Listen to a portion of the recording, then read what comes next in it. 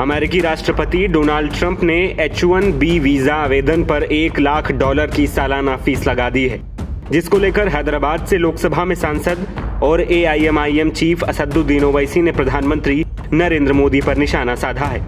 ओवैसी ने केंद्र सरकार की विदेश नीति पर खूब सवाल उठाए हैं, साथ ही सरकार को नसीहत भी दी है। ओवैसी ने सोशल मीडिया प्लेटफॉर्म X का इस्तेमाल करते हुए पोस्ट शेयर किया, जिसमें उन्होंने केंद्र सरकार पर हमला करते हुए कहा कि ट्रंप ने H1B वीजा व्यवस्था को लगभग खत्म कर दिया है। भारत के लोग, खासकर तेलंगाना और आंध्र प्रदेश, इसका सबसे ज्यादा लाभ उठाते थे, वो सबसे ज्यादा प्रभावित होंगे।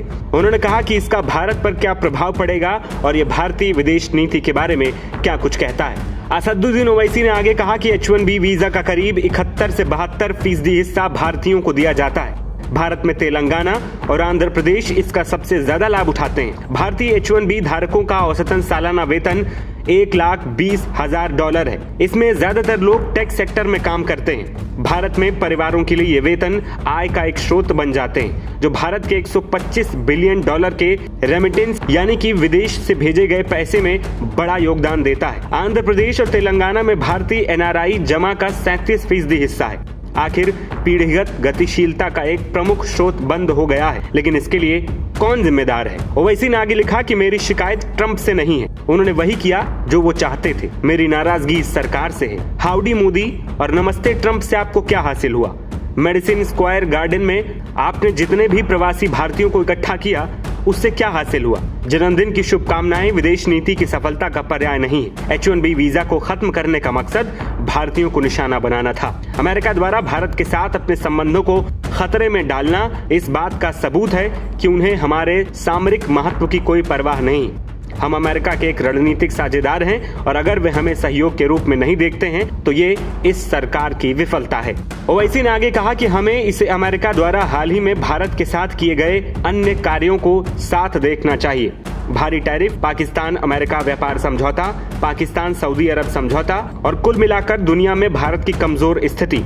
हमारा पड़ोसी देश हमारा दुश्मन है और वैश्विक मंच पर हम लगातार अलग थलग पड़ते जा रहे हैं। इसके आगे ओवैसी ने लिखा कि भारत ने कतर और कई एशियन देशों समेत 18 से ज्यादा देशों के साथ डॉलर की बजाय रुपए में भुगतान करने के समझौते किए। इन देशों के साथ व्यापार अब रुपए में हो रहा है। हमें इसे सभी बड़े व्यापारिक साझेदारों तक बढ़ाना चाहिए और ट्रंप के दबाव के आगे 1 इंच भी नहीं झुकना चाहिए। उन्होंने कहा कि मुझे ऐसा होते देखकर कोई खुशी नहीं हो रही है। ये मेरे लिए कोई बड़ाई करने का मौका नहीं है, लेकिन सरकार को आत्मचिंतन करना चाहिए कि भारत विदेश नीति और राष्ट्रीय सुरक्षा में इतनी कठिनाइयों का सामना क्यों कर रहा है। क्या ऐसा इसलिए क्योंकि अपने इन मुद्दों को नौटंकी तक सीमित कर दिया है? आखिरकार नुकसान प्रधानमंत्री मोदी को नहीं बल्कि आम भारतीयों को हो रहा है। आखिर में ओवैसी ने कहा कि अपने घरेलू दिखावे के लिए हमारे दीर्घकालिक लाभों का बलिदान कर दिया गया है। 2014-2024 एक खोया हुआ दशक रहा है। आपको बता दें कि अमेरिकी राष्ट्रपति डोनाल्ड ट्रंप के H1B वीजा पर तगड़ा चार्ज लगने के ऐलान ने दुनिया भर में खलबली मचा दी। खासतौर पर IT सेक्टर के लिए अमेरिका का $1 लाख H1B वीजा फीस का नया नियम एक बड़ा झटका नजर आता है और इससे अफरा तफरी का माहौल भी बन गया है। खासकर भारत इससे सबसे ज्यादा प्रभावित है और ये उसके लिए एक बड़ी मुसीबत भी है, क्योंकि अमेरिका में भारतीय तकनीकी पेशेवर H1B वीजा धारकों का 70% से ज्यादा हिस्सा है। अब देखना ये होगा कि भारत ट्रंप के इस नए बम से कैसे निपटता है। नवभारत टाइम्स की रिपोर्ट।